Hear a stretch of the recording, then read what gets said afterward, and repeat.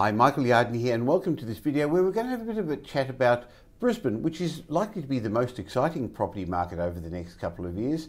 So to give me some insights into it, I've got Brett Warren, Director of Metropole Property Strategist in Brisbane and a leading expert on the Brisbane market. Hi, Brett. Hi, Michael. Good to be with you. Now, finally, it's going to be Brisbane's turn in the sun. What's changed? What's ahead? Yeah, it's been a long time coming, hasn't it, Michael? I think there's been too much of its time factor. It has to happen because it's time. Whereas finally we're starting to see some figures and some numbers head in the right direction. So as you may have talked about, may have heard, our job numbers are starting to increase, and that's really led by construction. Our biggest employment hubs, which is the CBD and the airport, are undergoing huge transformations, and that's creating jobs to start with, and will create more jobs at the end of that. So people are starting to move to Brisbane to take up those jobs, and our interstate and overseas numbers are really starting to rise back to record levels.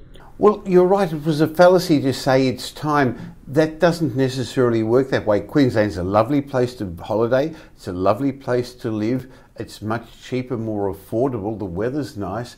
But that doesn't bring people to a place. They don't move interstate because of the weather. Otherwise, they wouldn't be coming to Melbourne, where I am.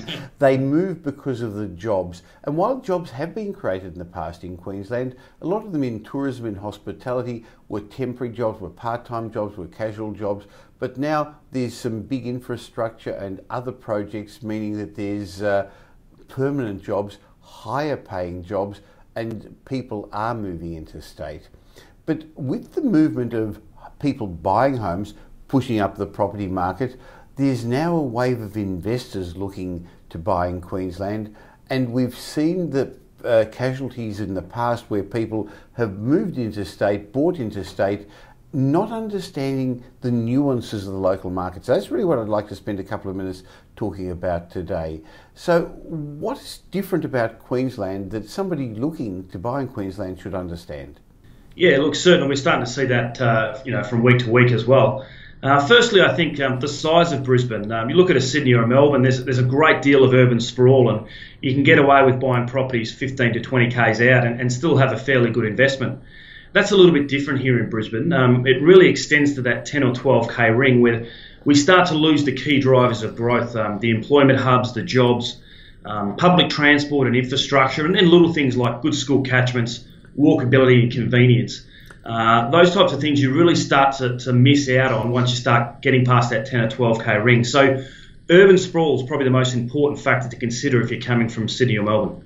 Well, I guess that's one of the pillars of how we choose a top performing investment property location, because we know location does 80% of the heavy lifting. Of course, you've got to buy the right property in the location. So getting the right location in Brisbane is important. And I know that with all the Brisbane suburbs there, we've only chosen a small group that we believe are going to outperform, because that has a lot to do with demographics and the local job opportunities.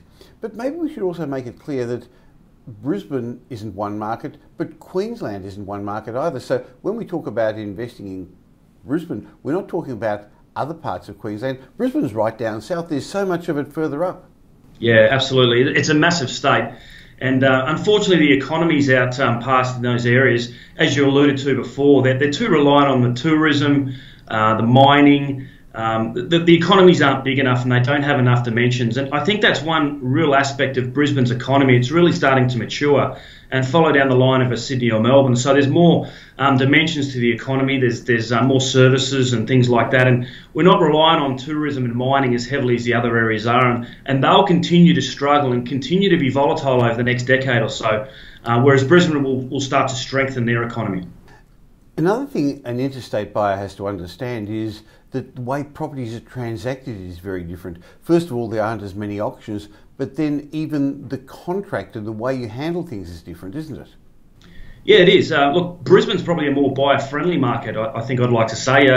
Sydney and Melbourne is a little bit cutthroat. There's a lot of auctions and you have to put your best and final offer forward and things like that. Whereas in Brisbane, we've got time to negotiate.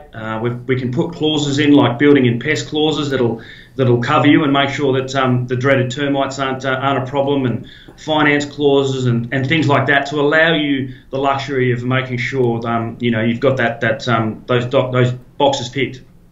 Well, I love investing in what I call an imperfect market where local knowledge, local information, knowing the right people makes a big difference. So, with shares, it's a very perfect market. Everyone buys them at much the same price. And with the Brisbane property market, though, it seems to be who you know and who you know knows makes a bit of a difference. It does, especially in those those really good suburbs that we spoke about, because we've been buying in there for the last 10 or 15 years. We've got strong relationships, so we quite often probably get about 30 to 40% of our properties off the market, which is really beneficial for our clients because we're bringing them opportunities that they probably wouldn't have ever seen if we hadn't have had those strong relationships. And even just an opportunity to get through a couple of days before a weekend gives us the jump on our competitors. Now, I know others would like to have that opportunity. The trouble is you can't build those relationships buying one property every 5 or 7 years or even every 2 or 3 years like an investor does. And I guess to be fair, it's not the same opportunities that those buyers agents who fly in, fly out. And there's a few of those happening now, aren't there? Yeah, there most certainly is. And look, they're actually doing themselves the detriment, to be honest, Michael, because they don't have those relationships. They quite often come up and put 3 or 4 contracts on 3 or 4 different properties, and they're not really serious buyers. So they end up doing themselves an injustice. And, it takes years to build that trust. And, like you said, we're there every weekend. It's not just a once-in-a-lifetime event for us. Well, I guess it's like in your own municipality, you realise that there are areas where you'd live, areas where you wouldn't live. Sometimes one side of the street's different to the other. There's a reason why some areas are more expensive, other areas are cheaper. So I know people fly in, buy something, think they've got a $50,000 below the asking price bargain, but it never was a bargain. It's one that we'd discarded already before they even bought their ticket to fly up north. Yeah, we see that quite often. Other agents bragging on their websites or talking to people about they've bought something $50,000 under. There's actually a reason for that, and that's something we would have discarded straight away. Another important factor in the Queensland market is flooding. There was lots of news over the years about areas to avoid. I think most of the Queenslanders know about it. What do you look for? Yeah, that's quite often the first thing we look at. We do know the areas instinctively because we've bought there and we know the area quite well, but we'll always provide our clients with a flood map. They're quite easy to find, but the other thing about Queensland that is more difficult to find is the fact it's fairly undulating. It does go up and down a lot. So within a suburb, if you're buying in those lower lying areas, the lower lying areas generally carry a lot of water. And in times of a lot of storms, which we get here in Queensland, particularly in the wet time, the summer season, those areas can hold a lot of volume of stormwater that run through properties. And while it may not flood, it's really something that we really stay clear of as well. So I guess it gets back to what we said a while ago, that you need local knowledge. I know there was a fad a while ago that people would even buy property sight unseen so you couldn't get emotionally involved. I mean, we've never agreed on that concept. There's just too many things that can be missed. But even just going there and doing your homework when you're on vacation, when you're on holiday, gee, it's so easy to get excited, especially on the Gold Coast. I know the local estate agents call them ice cream liquor purchasers. They're licking their ice creams, walking down the street, and the agents love getting them in. There seems to be a two-tier market, something for the locals and something for the interstate people. Yeah, there is. And look, the holiday trap is something that I get talked to about by my mother-in-law all the time when she comes up from Melbourne. Wouldn't it be lovely to buy here? But yeah, look, the Gold Coast is a great example, and so is the Sunshine Coast, Michael. With the Commonwealth Games recently, the return of the tourists and the infrastructure building, it's actually been quite a positive market in the 4 or 5 years. But what's next? What happens next? There's no big event to carry on, and there's no more dimensions to that economy. So that's a real question mark hanging over the Gold Coast market at the moment. So you need multiple pillars to support the economy, to support jobs growth. So we've spoken a little bit about location, and it's really important to choose the right location based on infrastructure, amenities, public transport, and the demographics there. But you also have to have the right property in the right location. So I think it's important to recognise how different lifestyles are in Queensland compared to the southern states. Yeah, absolutely. As you talked about before, the weather's a key factor. It only really gets cold 2 weeks of the year up here, which is great. So it's really about that indoor-outdoor living up here. And a lot of new homes are being designed with a kitchen and dining and lounge flowing out onto a nice deck or a backyard or something like that, and bringing the outdoor in because it's so great, especially in the winter as well. So that's important to understand if you're buying up here.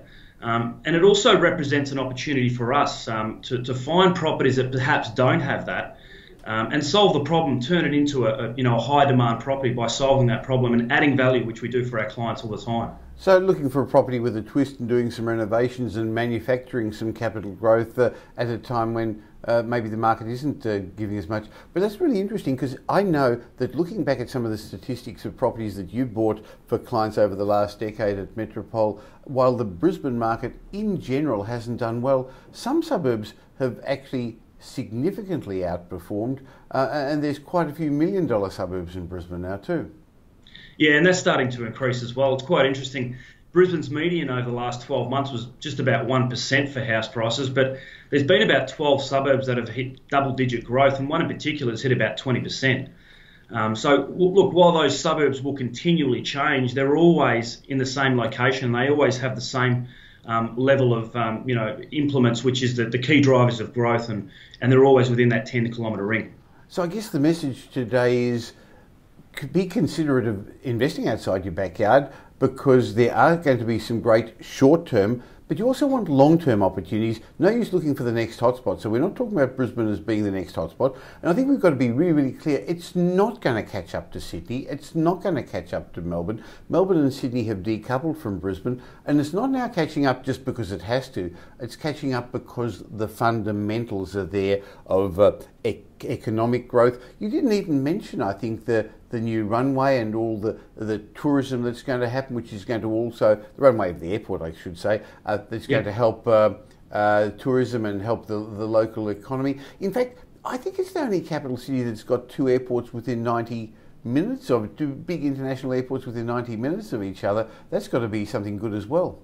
Yeah, the second runway is huge, and I've written a fair few articles, if you've seen, Michael, about how it could become the Chinese playground, as the Gold Coast did for the Japanese in the 70s and 80s. And there's already been 5 big airlines out of Taiwan and China sign up to that Brisbane runway. So that's really going to really go well for the state and also the country, because it's the closest Australian area to the Asian area as well. So if you're interested in getting involved in the Brisbane property market and you want to understand where to look, what to look for, and in particular what areas to avoid and miss some of those traps, why not have a chat with Brett Warren and his team at Metropole in Brisbane, metropole.com.au or 1300 Metropole. Thank you very much for your time, Brett. Thanks, Michael. Good to be talking about Brisbane again.